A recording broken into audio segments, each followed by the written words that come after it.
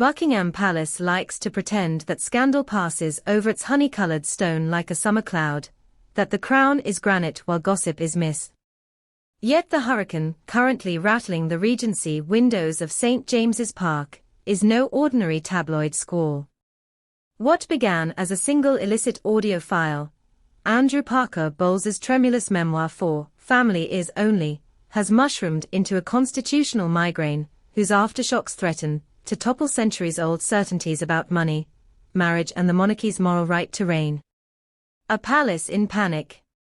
Within 48 hours of William's shock decree to sever every discretionary grant feeding the extended Shand Parker Bowles clan, the private secretary's switchboard recorded more than 300 frantic calls. County solicitors begging confirmation that a ducal donation would still underwrite a village fate. Furious cousins demanding clarity on whether a promised trust payment for new greenhouses at Raymill could still be honored. A senior Conservative backbencher insisting on a closed briefing before I'm forced to start asking questions on the floor of the House. Staff accustomed to politely deflecting minor crises, an overenthusiastic corgi, a misbuttoned medal, found themselves fielding existential queries. Is the Duchy of Cornwall now exposed to freedom of information audits? Could the Treasury claw back gift aid rebates if Camilla's charities collapse? Who, exactly, authorized the 2017 lease arrangement involving a Cypriot holding company, and why did no one notice the director's address was a P.O. box in the British Virgin Islands? One exhausted equerry supposedly muttered, "I joined up to carry a sword on state visits, not to become KPMG with feathers." The King's two fronts. Complicating matters, Charles III is fighting two wars, one public, one private. Publicly, he must present unflappable calm, host Liberian presidents, plant Jubilee oaks, praise community midwives, all while reporters bellow, "Your Majesty, do you still trust the Queen?" Privately, his doctors whisper worryingly about cortisol spikes and compromised immunity. The King's prostate diagnosis in January was a briskly managed medical bulletin. His skin cancer rumors in June triggered only faint grimaces. But aides confirm that the emotional stress of conflict between his wife and his heir is doing more damage than a dozen transatlantic tours. A glimpse of that strain leaked on a sweltering Sunday morning when Charles attended matins at Crathy Kirk. Cameras captured a monarch normally fond of small talk and tartan quips staring at the Kirk floor, lips moving silently. An on-site lip reader claimed he whispered, "Why so cruel, Willie?" Palace sources refused comment. Within hours "Why so cruel" trended worldwide over footage of William inspecting RAF cadets at Cosford, proof, if needed, that digital monarch watchers can spin any micromoment into a referendum on royal relations. Camilla's counteroffensive. If William wields the scalpel of austerity, Camilla brandishes two potent weapons of her own: public sympathy cultivated through years of country life photo shoots, and the unforgiving memory of press persecution after Diana's death. Within days of the funding freeze, her confidants launched a discreet charm offensive. Leaks appeared in lifestyle supplements describing the Queen Consort sleepless, shaking, but determined to continue literacy patronages. A beloved Battersea Rescue Terrier was photographed resting its head on Camilla's lap, while she annotated an early learning brochure, a tableau of wounded yet dutiful resilience that no crisis consultant could improve upon. Next came the legal saber-rattle. Papers quietly filed through Mission de Rea threatened injunctive relief against any publisher repeating allegations of fraudulent intent or tax evasion. Editors, mindful of Britain's plaintiff-friendly libel laws, began to caveat. Alleged. Unverified. Not proven. And yet the stench lingered, like smoke long after a candle's been snuffed. Forensic accountants versus the firm. Enter Parliament's Public Accounts Committee, whose chair, veteran Crusader Dame Siobhan Scott MP, scented blood. Summoning the Duchy of Cornwall's finance director to a televised session, she coolly asked, "Can you guarantee to the British taxpayer that not a single pound of Duchy revenue has subsidised private trusts, whose beneficiaries lie outside the working royal roster.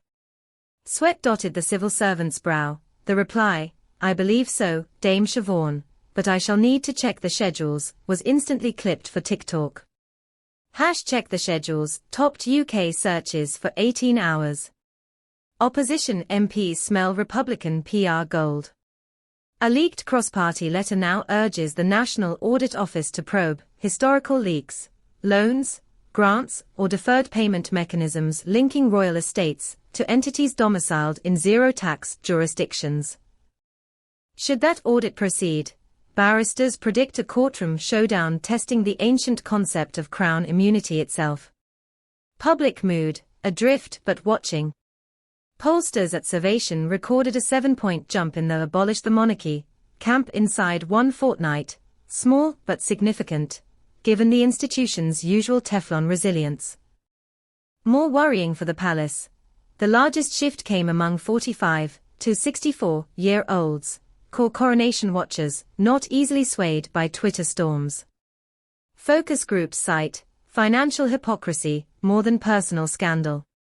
One Nottingham builder put it bluntly, "If they want our respect, cough up the ledgers like any other public body, else they are just global influencers in fancy hats."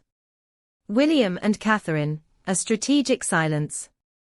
Against this cacophony, William and Catherine have adopted what insiders call the Singapore model: limited statements, maximum symbolism. Their Armed Forces Day video drew applause for tone, but its subtext was louder: "We serve the nation, not ourselves."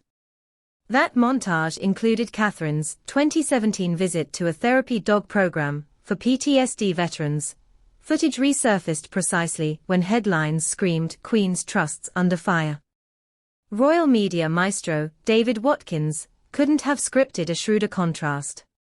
Catherine's health, meanwhile, remains a thrum beneath every headline. She attends undisclosed chemo sessions at the Royal Marston under cloak and dagger security, travels by unmarked electric Audi, occasionally summons charity CEOs to Windsor for idea swaps lasting under an hour. Aides emphasize she is under no pressure to fast-track recovery. The aim is a marathon Catherine, not a sprint cameo. Yet each new tabloid, panic, headline ignites fresh speculation. When bookmakers briefly suspended bets on her royal Ascot return, conspiracists interpreted it as proof of grave relapse. In truth, the palace had merely asked Ascot organizers to leave her place cards blank, a logistic courtesy blown into existential alarm by click-hungry sites. Future scenarios, 3 roads ahead. Scenario 1, the transparency reset. William convinces his father to sanction an unprecedented voluntary audit. A Big Four firm combs every duchy ledger. A heavily redacted summary lands on gov.uk. Painful in the short term, inevitable headlines about mansion refurb allowances and wine cellar write-offs, but potentially transformative, carving William's brand as the modern, clean-hand monarch to be. Scenario 2, the quiet compromise. Behind closed doors, Charles brokers a patch-up. Limited funding reinstated for Camilla's nieces in return for a sworn statement from Andrew Parker Bowles retracting mischaracterizations. The trust structures are quietly relocated to onshore entities over 3 years. Risk. Another leak exposes the bargain, making the Windsors look like 21st century Medicis. Scenario 3, the slow erosion. No audit, no back-channel peace. Just stoic silence while lawyers fight defamation suits. Republican numbers creep upward. Commonwealth realms schedule referenda. King George VII, aka Prince George of Wales, aged 11, inherits a throne drastically trimmed of overseas realms and domestic deference. The human chessboard. Lost amid balance sheet pyrotechnics are the flesh and blood casualties. The teenage royal second cousin, whose university bursary disappears next term, the 78-year-old Shand aunt forced to downsize her thatched cottage, because a duchy roof repair grant vanished. Camilla herself, waking nightly to check that her grandchildren's trust funds are still solvent. And Andrew Parker Bowles. He now finds paparazzi camped outside his Wiltshire hay barn, chasing quotes about king-breaking scandals. Friends say he spends afternoons rereading Thucydides, telling visitors, empires fall when truth is rationed. Some nights he regrets lighting the powder train, other nights he mutters that he has done Charles and William a favor, better my voice crack the dam than a hacker from Moscow. A throne in the balance. For monarchy watchers, the present moment feels eerily like the summer of 1992, Annus Horribilis, Redux, but carried out in 4K with blockchain receipts. The next moves belong to a father, a son and a queen consort, whose public approval once seemed improbably rehabbed. Camilla survived the Diana years by wearing a bulletproof grin, where the spreadsheets proved deadlier than paparazzi shutters will test that composure anew. In drawing rooms from Knightsbridge to Nairobi, one question now replaces polite chat about whether can the crown withstand another self-inflicted wound? The answer, as ever, lies less in ceremonial splendor than in the unglamorous realm of governance. Transparency, in finances, in apologies, in who truly has the monarch's ear, may yet preserve the gilded edifice. Opaque charm, the old Windsor nostrum, appears finally bankrupt. Until then, the heir who will one day swear to be faithful to God and just government, has signaled he will also be faithful to forensic arithmetic. If William's gamble succeeds, history may record June 2025 as the month the modern monarchy found its moral calculator. If he fails, future schoolchildren may memorize it as the opening act in the last great royal unravel.